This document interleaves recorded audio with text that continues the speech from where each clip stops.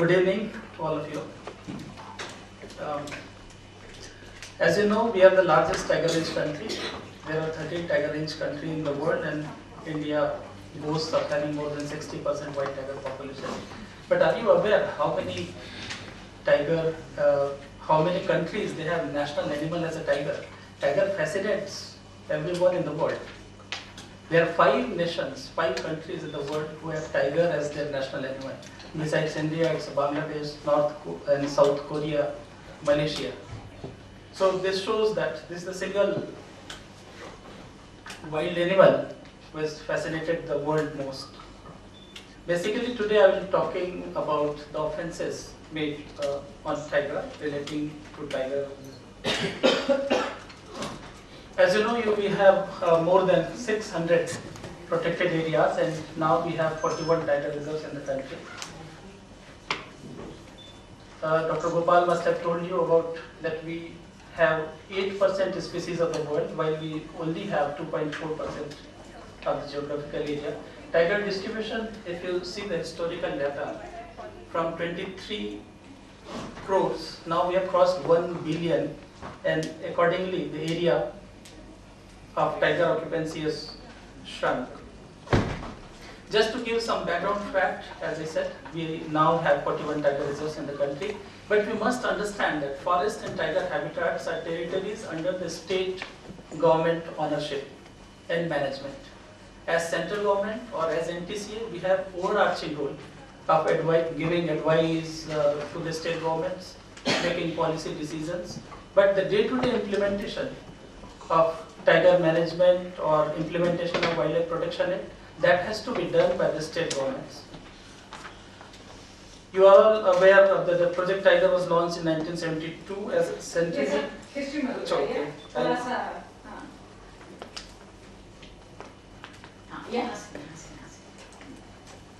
ये भी आज सुबह राजेश बता दिया। बता दिया हाँ ये यहाँ से शुरू So this is tiger mortality data from 1999 to till yesterday. So the count has gone up to 48. If you can see, it's been a bad year. this is, yes, definitely. It's 48 is too high, and we are really alarmed. And out of 48, today I was just going through the details. 19 tiger mortality are clear-cut poaching cases, and if you see the poaching cases on column number 3, so there states I don't know, they are afraid of reporting all the mortalities. Sometimes they hide the mortality. So we issued an advisory that every tiger mortality there has to be presence of NTCA nominee for the postmortem. But even then, most of the poachings are reported as natural. So now we have come out with an advisory that says that all tiger mortality will be treated as poaching unless proved otherwise beyond reasonable doubt. So there is, if you talk to the scientists, they say, Dr. Ullas Karan says there is 20% rate of turnover in the tigers. Dr. Gopal has referred in his book that there is 18% turnover. Like if there are 100 tigers, 20 tigers will definitely die. Causes of tiger decline, as you must be. Other teacher is just at the back. So in 2012, when we are seeing a little worrying trend, Yeah. because we're only 6 months through and we've got 48 already. Have you seen any trends in terms of which states are particularly bad? There are hot spots like Maharashtra, Taroba landscape, then Corbett. These two are very high rate of tiger mortality has been reported in these 2 years. What about Similipal? Similipal, no, not high rate. There is a Similipal problem is elephant mortality, elephant poaching, poisoning of elephants, large number, averaging around 40 to 60 every year. Yes, but recently last week actually they discovered actually they brought actually 3 elephants. Yeah, right. You're right. So some people are also believing that killing tigers sometimes they burn all the things after taking the hides. That was the case of poisoning. It has been reported by the field director and the range officer and all. They have been suspended and CID inquiry has been created. So human pressure, livestock pressure, ecological unsustainable land uses like mining, road, dam, railway line, etc. Fragmentation of habitat. Tiger deaths due to man-animal conflict, death due to poaching, loss of reproduction, like in Seriska, the tigers not breeding, maybe because of heavy biotic pressure and disturbance, lack of adequate protection outside areas, as Joseph was saying, that Ramnagar is as good as a Corbett Tiger Reserve. The density is very high, but it doesn't enjoy the protection status, not even of sanctuary. It's a normal forest. Loss of forest quality in terms of tree biomass and insurgency in North Europe. Few of our tiger reserves like Indravati Tiger Reserves in Simlipal, and then Udanti Sida Nadi in Chhattisgarh, then Jharkhand Palamu Tiger Reserve, they are affected by left-wing extremists. And Indravati, last many years, no officer has gone inside the core area. So we are not aware what is the status of tiger population there. Tiger mortality, they are natural causes like old age and diseases. Tiger being a cat family member, the average age is around 14 years, but in wild they hardly survive 8 to 10 years on average because they have to struggle hard for the prey and there are territorial fights. So international fights, like you know, tiger is a territorial animal, they fight for territory, they fight for female. Non-targeted killing, as it has been very prominently came out in Taruba, there are snares. The villagers, they put snares in the boundary of their agricultural field to catch spotted deer or some small animal like wild boar and all, but tiger accidentally gets entrapped into those and killed. Retaliatory killing, like Joseph was saying, that if cattle is killed by a tiger, then the villager, the poor villager, they poison the carcass and in turn tiger gets. Accidental killing, like death by road hits, rail hits, that is also taking place. Then hardcore poaching, like snares, poisoning, electrocution, trapping, shooting, all this. Every tiger in the wild is under threat of poaching. And the poaching in India doesn't take place because there is market available here. The market outside, they drive poaching in India. Large number of poor people, they reside, the hunting communities are there. For a few thousand, they will happily hunt the tiger. In India, if you see the Wildlife Protection Act, hunting of all wildlife is prohibited except 3 or 4. Do you know which animals are permitted to hunt? No. Wild boar. No. No. Should be allowed. It's a good prayer. It's a prayer. There are only 4 animals where hunting is allowed. That is rat, mice, crow, and fruit bats. Really? Yeah. Fruit bats.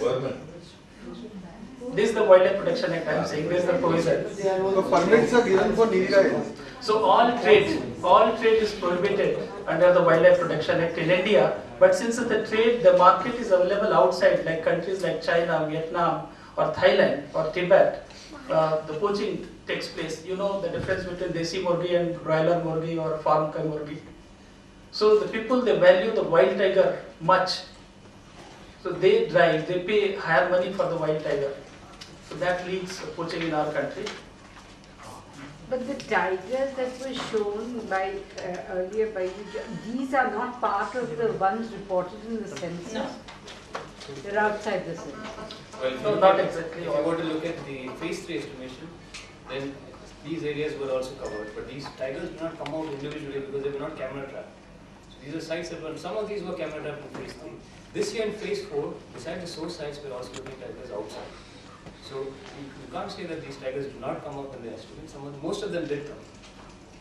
And we have been talking phase 1, phase 2, phase 3. Are you aware what are they? No. So phase 1 and the all India level tiger estimation, which is done by NTC and Wildlife Institute of India, that is once in a 4 year, and that is at landscape level. And it has got 3 phases: phase 1, phase 2, and phase 3. Phase 1 is a science survey. When the forest staff, they walk through the forest and collect the signs, indirect evidences or direct sighting of tiger. That is phase 1. That is 8-day protocol. They have to, it is conducted all across the landscapes together. Then phase 2 is basically done in the in office or in the laboratory, where GIS domain data is collected by the scientists at Wildlife Institute of India. In phase 3, the camera traps are laid in sampling plots. So all this phase 1, phase 2, phase 3, this data when analyzed, and this is done once in a 4 year, that is national estimation, and that is at landscape level. Phase 4 this year we have started phase 4, that is intensive monitoring of tigers at tiger reserve level.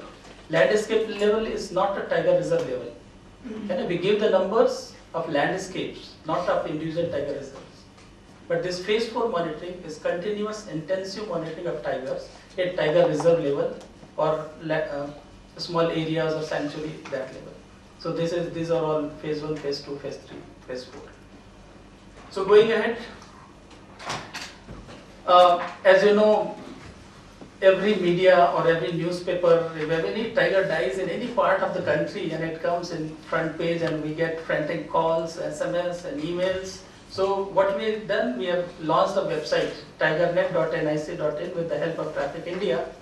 Here we update on daily basis all the mortality for transparency.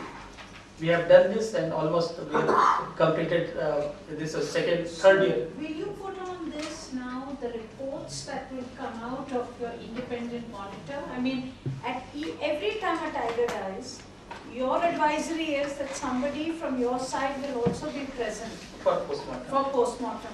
So why can't you ask that person to post their report on this? Postmortem report, it's available, but it's only for means password related. It's not open to the public. That can be done. That's a good suggestion. But right now, the mortality with all the details, like where it took place, what are the cause, whether it is a poaching or then journalists will not trouble you. yeah. You will still travel it. They will put his mobile number on it as well. But again, this website is fantastic. If you kindly visit this website and you get all the details of mortality, and not only in India, across the world, from many, and Khalid Pasha will tell you how many countries they access this website to get the number. And only India has done it if you compare at the global level. No country has done this. For anti-poaching thing, we have brought out this special tiger protection force. We have sanctioned in 13 tiger reserve, and but Karnataka is the first state who has already commissioned this special tiger protection force. This is only is a dedicated force for tiger protection only. We have launched this M-Stripes. Again, it is M-Stripes. The full form is monitoring the status of tigers, intensive protection and ecological status. That is also on a pilot basis. We have launched it in 7 tiger reserves, and once successful or effective or useful, then we will replicate in all other tiger reserves. This is again daily intensive monitoring by the staff. We have issued guidelines to prepare every tiger reserve a site-specific protection plan, because all tiger reserves are different from each other. Like same strategy cannot be implemented in Sundarban Tiger Reserve and Kanha Tiger Reserve. So every tiger reserve is required to prepare security plan. Then recently we have launched this EI, that is electronic surveillance. That is 24/7 basis monitoring is done. Is IT-based surveillance. Irrespective of tree density, irrespective of light density, there are cameras that can monitor anything weighing more than 20 kg weight. Probably I have shown to Akash, but right now I am not showing it. But I can control all these cameras which are installed in the field. I can zoom in, zoom out, go up and down, camera can rotate and everything. Sitting in my office, I can see remotely. There's just a pilot phase. I'm not worried this could fall into the hands of poachers. No, it's a fully protected map. If I can explain Nobody that. can hack into it. So far not. In fact, anybody even approaching to the tower will generate an alert. And you get to know that you can take the photograph, you can immediately rush, send your rapid response team to the spot. It's like this. All cameras, the night cameras which work in the night camera, they are thermal sensitive camera. Anything weighing more than 20 kg is recorded in the camera. You get an image, it goes to a central server. So taking all the romance out of tigers, huh? You can watch remotely, in fact. We have a number of very interesting recordings how they behave in isolation. This is details of monitoring M-stripes. I think it just helps in effective patrolling and at the same time monitors the habitat change on regular basis. M-stripes, basically what happens that the field staff, whether they are going into the field or not going into field, they are filling their diaries, sitting in their chowki, it's very difficult to monitor. So this M-stripes, what it does, it provides one GPS to everyone who is going into the forest. The GPS is kept in a track log mode. When he comes back after patrolling, all the data is fed in the computer and you get this type of result. Red lines are their patrolling routes. So you get to know whether they are actually doing the patrolling or not. So accordingly you can design your patrolling, in which area patrolling should be done, which area there is no need or something. This again on pilot basis we are implementing in 7 tiger reserves. You can also identify by this the sensitive areas, like you can identify where the jaw traps was laid or snares were found, and you can accordingly prioritize your patrolling. This is electronic eye system which we are implementing in one part of southern part of Corbett Tiger Reserve, where now nobody enters, and even the villagers they think that is a photo khich jati wahan pe. So even head loaders, nobody is trespassing in that area. Whole area is divided into Wi-Fi zone, and there are towers at strategic locations. Each tower is fitted with thermal image camera, long range camera, the range is about 6 kilometers. And infrared camera, again the range is about 6 to 7 kilometers. And another small camera to monitor tower. All these are manless. They are all solar powered and can be remotely controlled.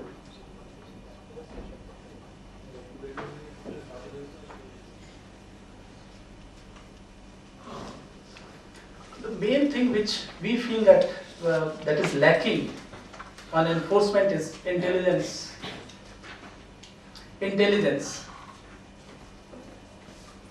Poaching of tigers is still the biggest single most threat. As I said, our understanding is that every living tiger in the wild is under threat of poaching. And whenever there is a delay, like if you get the information that poachers are moving, if you delay in reaction, the field staff, they delay in reacting to it, then the poaching takes place and you cannot control. The most important thing which is lacking at the field level or at the tiger reserve level is intelligence gathering and intelligence based enforcement.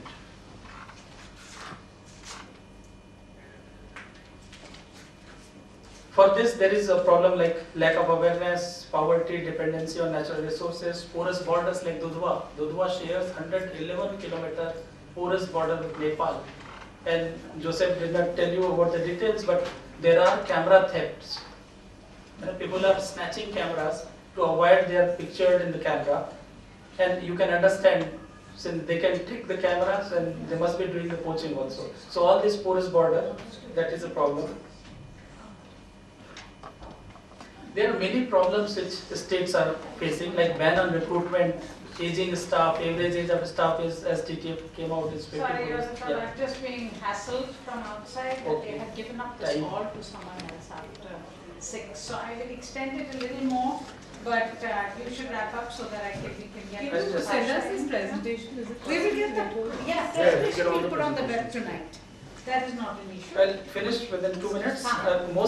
Like we are providing, say every year around 200 crores for protection and management of tiger reserves, and most of the money goes into the anti-poaching activities. We have taken many initiatives at international level. India has bilateral protocol with Nepal, Bangladesh, China. 6. All said and done, despite our all problems in our country, poverty, population and everything, we have world's approximately 60% white tiger population. We are only country in the world which has Asiatic lion, and we have largest population of one-horned rhino and Asiatic elephants. That gives a silver lining in our efforts of wildlife conservation and protection in India. Thank you very much.